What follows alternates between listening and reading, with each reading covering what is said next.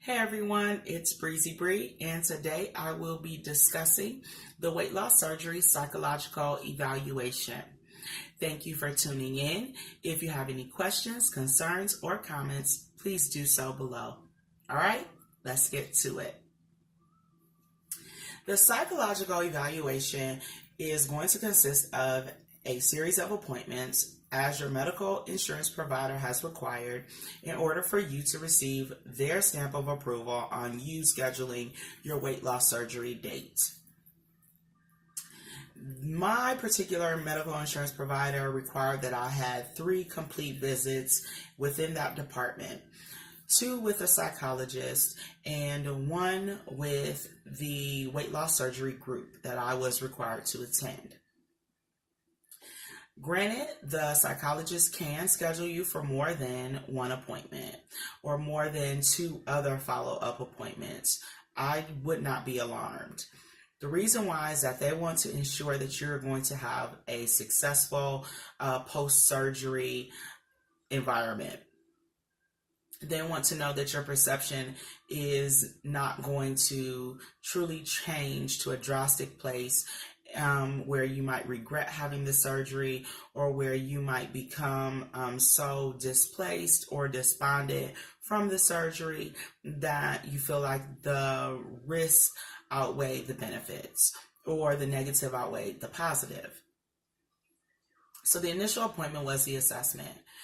If you've had any abuse, trauma in your past, how you've eaten in the past, if you've had any eating conditions in the past or eating disorders in the past, how have you been dealing with that? Any emotional or mental health concerns or conditions. You also discuss what your life was like growing up, if you were physically active or physically fit. Then you will go into your present. Your present is going to be who you live with, what your role is in the household. Do you have control over the food that comes into the home or out of the home? Do you decide to go out to eat? And when you do, what types of things are you ordering? Not only all of these things, what do you eat every day, all day? Do you snack? Do you have 3 meals a day? Do you drink your required amount of water? They're going to want to know all of the things that you do inside of your day right now. They're also going to want to know, in proximity to you starting the weight loss surgery program, they're going to want to know the improvements you have made to your eating since you have began. And I believe that these improvements, whether you're doing them or not, it's going to show in your scale. It's going to show on your scale in your weight. It's going to show in how you talk about where you're at right now and what you've done to change your life. So they're going to discover all of this anyway. The next thing is why do you want to have the surgery? There are many answers. I don't believe there's a right or wrong answer. The only thing I will say is that I perceived that if my answer was something like, I just want to get back down to the way I used to look in high school, so that I can make my ex-boyfriend mad about leaving me when I was heavier. I think things like that would constitute somebody to say, I don't think you're ready to make the decision as to whether weight loss surgery is correct for you. So I want to tell you to put a little bit more thought into your decision for having weight loss surgery, because it cannot be based on a superficial reason. The reason why it can't be based on a superficial reason is because you're going to lose so much weight at such a rapid rate. You run the risk of experiencing things like loose skin. You run the risk of becoming a lot smaller than what you had even anticipated on becoming. You run the risk of not losing the weight like you want to. You run the risk of losing the weight and gaining it back. You run the risk of so many other things that could prevent how you look at or view having the surgery in the first place. So it can't be anything external and things that you see, taste, touch, feel, or hear. It has to be your internal motivation. Things like, I want to become healthier. Things like I want to establish that, I am a fit person, that I am healthy, that I don't have these health conditions that I used to have. Additionally, my reason for, not my truest reason for wanting to have the surgery, but one of the reasons that I disclosed to my psychologist was that I did not want to ever have to worry about weight again. Meaning, if I make the right decisions, if I do what's right in my life, and I put the right things into my mouth, then I will always be my optimal weight that I'm supposed to be, that I'm defined to be for my height. Not only that, it's going to externally motivate me to be more active. And there are things that I've always wanted to do physically that I wasn't physically able to do because of my weight that I do want to do now in the future. So those were, just a little bit of my reasoning for wanting to have weight loss surgery. Yours are your own, and they are unique, and they are special, and they are yours. And so I want you to own them when you go talk to the psychologist. Another thing is you will have a personality test administered at that appointment. Now, I don't want you to be worried about the exam or the test itself. I will say that you should go into the test and take the statements as they are face value and what they're specifically saying. And on your degree of agreement or disagreement, put down how you honestly feel about that statement. And not even what you feel, but what you think about the statement that is being presented to you.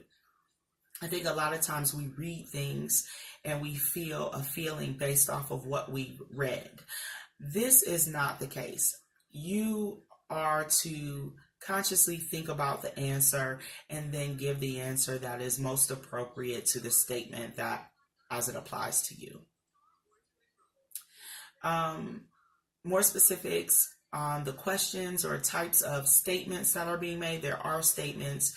There are approximately 300 of those statements, and you have to, on a Likert scale, a 1 to 5 point scale, address how much you agree or disagree with the statement being administered. Upon average views and looking at it, it looks very unassuming. I thought it was a very unassuming test. I thought it was like the grocery store examinations that I always failed. I thought it was that, and I got kind of nervous about all of the questions. However, as I looked at the questions, they were all unassuming. Like, one statement was, I think I want to be a florist someday. I don't want to be a florist. I'm not saying there's anything wrong with florists, but I don't know why you put a question asking me about someone who rearranges flowers, is knowledgeable about flowers, clips the flowers, grooms the flowers, grows the flower. I don't know why you would ask me such a question. So I'm just telling you right now that there are questions like that in there. There are statements that are there like that, like an electrician or a plumber. It's almost like a career evaluation that you would take when you were in high school to see what you would be good at.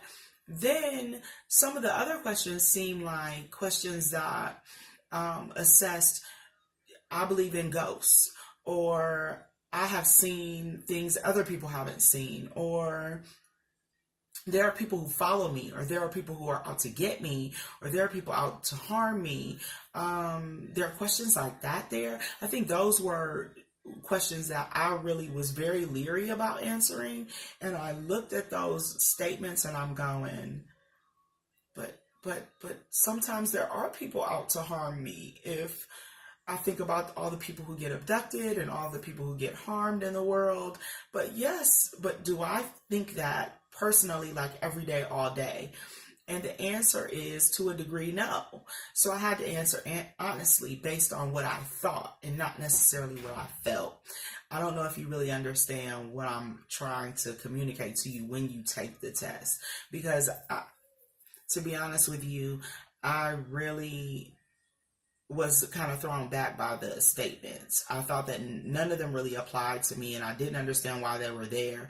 And while I was worried about why they weren't there or why they were there, when I got my results back, which was on my last appointment, she basically broke down everything that was true about me that I never even told her. So I'm going to advise that you don't lie and that you don't try to figure out like where these statements apply in your life in one specific at each specific statement that you read and answer to.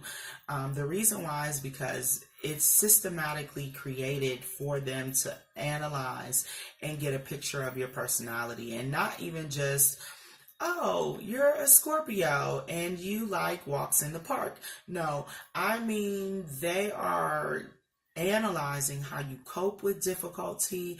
They're analyzing what your perspective is of yourself, how your self-esteem is.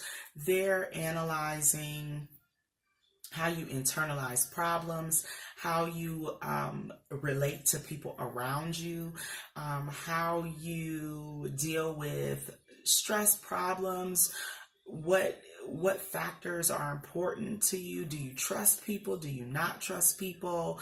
Are you a good person, meaning are you a good friend? Where your moral and judgment statements or calls are. I thought it was really informative. When I got my results back, I found that I had a lot of strengths and I had a lot of weaknesses. And I think that's normal for people to have, both. You can have strengths and weaknesses. The issue and where I think they want their approval to be based from is how well you bounce back from adversity or conflicts or issues, how you are projected to do with weight loss surgery. If you have all these issues now and you've not had the surgery, when we add the healing time, the recovery time, the fact that you can't have certain things for 3 weeks after you have the surgery, to know that you have to be physically active nearly every day or at least 150 minutes per week, to know all of these things after the fact and before the fact. They want to know, if you know before the fact, will that have a determination or impact on what you actually do after you have the surgery. So if you have any more questions about what types of questions there were or any other helpful hints, just please inbox me below. The last appointment was the review and analysis of all of the questions that I asked, and it was compiled into, it looked like a 30-page report and maybe longer, and a graph. And on the graph, it pinpointed certain aspects that I just reviewed, and also gives the psychologist their interpretation of whether you'll be successful or not. Now, this, in conjunction with everything you have said about your past, your present, and your future, meaning future, where do you see yourself in the future?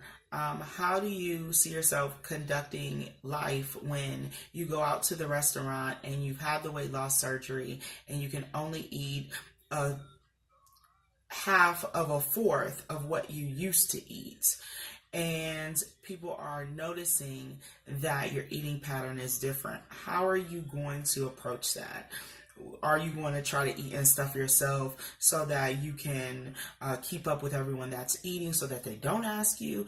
Are you going to request that you get half of your meal as it's prepared, half of it put in the to-go box and half of it there, and eat half of that when you get it? What are you going to do? Are you going to take control over your life after weight loss surgery? So I think that covers it. If you need anything else with regards to this, just let me know. I may post another video. I think my next video is going to consist of the lifestyle change and diet plan. And I think I will do a comparison and contrast, or just add some helpful hints about the types of things that I'm eating and the types of things that I'm doing pre-surgery. So thanks for tuning in and have a great day. Bye.